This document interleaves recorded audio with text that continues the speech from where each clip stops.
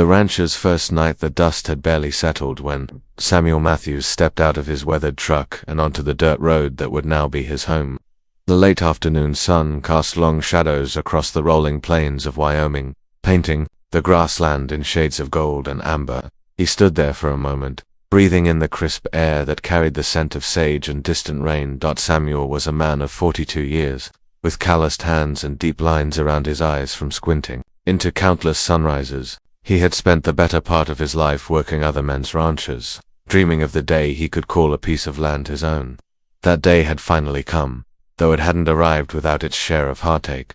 The property stretched out before him like a promise written in earth and sky, 300 acres of prime grazing land, complete with a modest farmhouse, a weathered barn, and enough fencing to keep cattle where they belonged.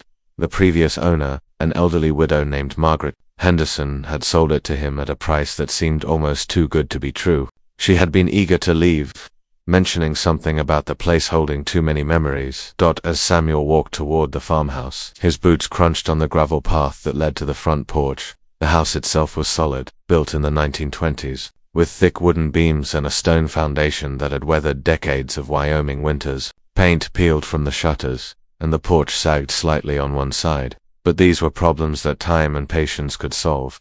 He pushed open the front door, which groaned on its hinges like an old friend greeting a visitor, smelled of dust and abandonment, but underneath that he could detect the faint aroma of lavender and baking bread that seemed to have soaked into the very walls. Sunlight filtered through dusty windows, illuminating motes that danced in the still air. The house was mostly empty, save for a few pieces of furniture that Mrs. Henderson had left behind. A sturdy kitchen table, a rocking chair by the stone fireplace, and an old chest of drawers in what would be his bedroom. Samuel set down his single suitcase and looked around, trying to imagine the space filled with his own belongings, his own life.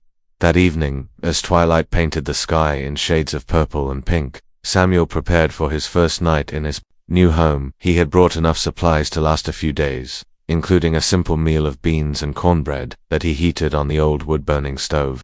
The kitchen came alive with warmth and the comforting sounds of cooking, pushing back the silence that had settled over the house like a blanket. After dinner, he sat in the rocking chair and watched the last light fade from the windows. The ranch felt different in the darkness, more alive somehow. He could hear the distant call of coyotes and the rustle of wind through the grass.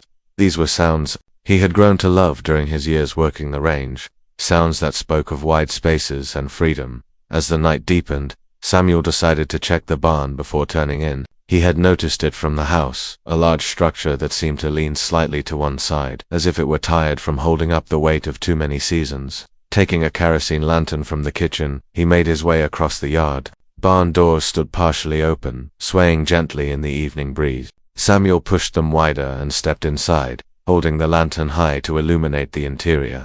The space was vast, with soaring rafters that disappeared into shadow above. Hay bales were stacked along one wall, and old farming equipment sat, covered by dusty tarps. The smell of aged wood and dried hay filled his nostrils, a scent that brought back memories of countless mornings spent mucking stalls and feeding livestock. This would be where he would house his cattle when winter came, where he would store feed and equipment, where the real work of ranching would take place. As he walked deeper into the barn, examining the sturdy construction and noting what repairs might be needed, Samuel became aware of a sound that didn't quite belong. It was soft at first, barely audible above the creaking of old timbers in the wind. But as he stood still and listened, it grew clearer, a gentle swaying, rhythmic and hypnotic, like a pendulum marking time. He raised the lantern higher, its warm light pushing back the shadows that clung to the rafters, and there, suspended from the thick wooden beams by what appeared to be ropes or chains, was the figure of a woman. Samuel's heart hammered in his chest, and for a moment he couldn't breathe. The woman hung motionless, her long dress flowing around her like water frozen in time. Her face was turned away, hidden by dark hair that fell in waves around her shoulders. She seemed to be floating there, impossible and serene, as if gravity had simply forgotten about her. His first instinct was to call out, to ask if she needed help, but something held him back. There was a quality to her stillness that suggested this was not a person in distress, but something else entirely. The rational part of his mind searched for explanations. Perhaps it was a mannequin, a scarecrow meant to frighten birds from stored grain. But the way she swayed so gently, so naturally, suggested otherwise. Samuel took a step closer, his lantern casting shifting shadows on the barn walls. The woman's dress appeared to be from another era, long and flowing, with sleeves that billowed even in the still air. Her feet, he noticed, were bare, and they moved with the slightest suggestion of a dance, as if she were keeping time to music only she could hear. "Hello," he called softly, his voice barely above a whisper. The figure didn't respond, but Samuel could swear he saw her head turn slightly, as if she were aware of his presence. The hair that had hidden her face shifted, and for just a moment, he thought he glimpsed the pale curve of a cheek, a suggestion of a profile that was both beautiful and impossibly sad. Fear and fascination warred in Samuel's chest. Every rational fiber of his being told him to turn and walk away, to leave this mystery for another day, preferably one that included sunlight and witnesses. But something deeper, some instinct he couldn't name, kept him rooted to the spot. As he watched, the woman began to descend, not falling but lowering gracefully, as if invisible hands were paying out the rope that held her. Her feet touched the floor of the barn with the gentleness of a bird alighting on a branch. For a moment she stood there, swaying slightly, her face still hidden by shadows. Then, slowly, she turned toward him. Samuel gasped. The face that looked back at him was pale as moonlight, with features that seemed carved from marble. Her eyes were dark and deep, holding depths of sorrow that made his heart ache just to look upon them. She was beautiful in the way that old paintings were beautiful, timeless and haunting, but there was something in her expression that spoke of loneliness so profound it seemed to echo in the very air around her. "You're not afraid," she said, and her voice was like wind chimes in a gentle breeze, musical and soft. It wasn't a question but an observation, tinged with what sounded like surprise. Samuel found his voice, though it came out rougher than he intended. "Should I be?" A smile touched the corners of her mouth, sad and fleeting as a shadow. "Most are, most run. I've seen my share of strange things," Samuel said, though he wasn't sure that was entirely true. Nothing in his experience had prepared him for this moment. "Are you ... real?" The question seemed to amuse her. Real is a complicated word. "I am Sarah. I have been here for a very long time." "Sarah Henderson?" Samuel asked, remembering the name of the family that had owned this land. Her nod was barely perceptible. "Margaret's sister. I died in this barn many years ago. An accident, they said, though I sometimes wonder." The revelation should have terrified him, should have sent him running back to his truck and the safety of the nearest town. Instead, Samuel felt a wave of profound sadness wash over him. This woman, this spirit, had been alone here for decades, suspended between worlds, watching as life went on without her. "You've been here all this time?" he asked gently. "Time moves differently for me," Sarah replied. "Days blur into years. Seasons change like pages turning in a book I can't quite read. I watch the sunrise through the barn doors, feel the rain on the roof, but I am always ... apart." Samuel set his lantern on a hay bale and took a cautious step forward. "That sounds lonely."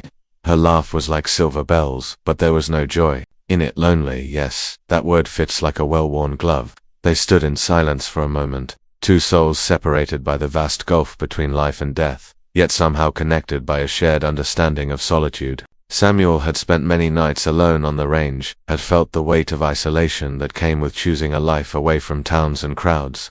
But his loneliness was nothing compared to what this woman had endured. "Margaret knew you were here," Samuel said, and it wasn't a question. "Oh yes, we spoke often, she and I in the beginning." She was frightened, but loneliness has a way of making even the impossible seem welcome. She would bring her coffee here in the mornings, tell me about her husband, her dreams, her fears. When he died, we grieved together. Why didn't she tell me about you when she sold the property? Sarah's smile was genuinely warm now, transforming her face from merely beautiful to radiant. Because she knew you would need to discover me for yourself. She said you had kind eyes, that you understood what it meant to be alone with your dreams. Samuel felt his throat tighten. She was a wise woman. She was my friend, the first real friend I'd had in longer than I care to count. The barn fell silent again, save for the gentle creaking of old wood and the distant call of nightbirds. Samuel looked at this impossible woman, this beautiful ghost who had been waiting in his barn like a secret left behind by the previous owner. He thought about his own journey to this place, the years of working for others, saving every penny, dreaming of a home he could call his own. "What happens now?" he asked. Sarah tilted her head, considering the question. "I don't know. Usually, people leave after they see me. The last family who lived here before Margaret, they lasted 3 days.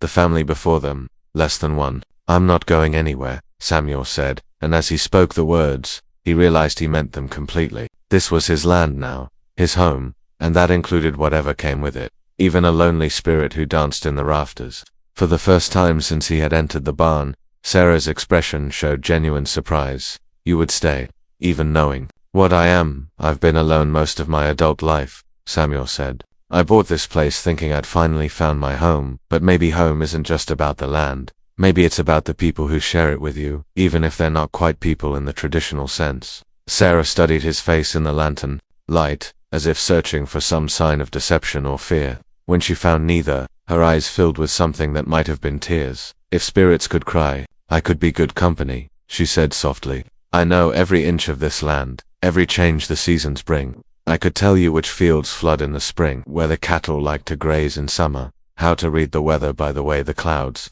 gather over the mountains. I'd like that, Samuel said. I'd like that very much. And so began an unlikely friendship between a rancher who had finally found his home and a spirit who had been waiting longer than memory to find hers again. As the years passed, Samuel would never regret that first night when he chose curiosity over fear, companionship over solitude. The ranch prospered under their shared care, and though neighbors sometimes whispered about the strange music that could be heard drifting from the old barn on quiet evenings, Samuel never felt alone again, and neither did Sarah. For in the end, home was not about being alive or dead, real or imagined.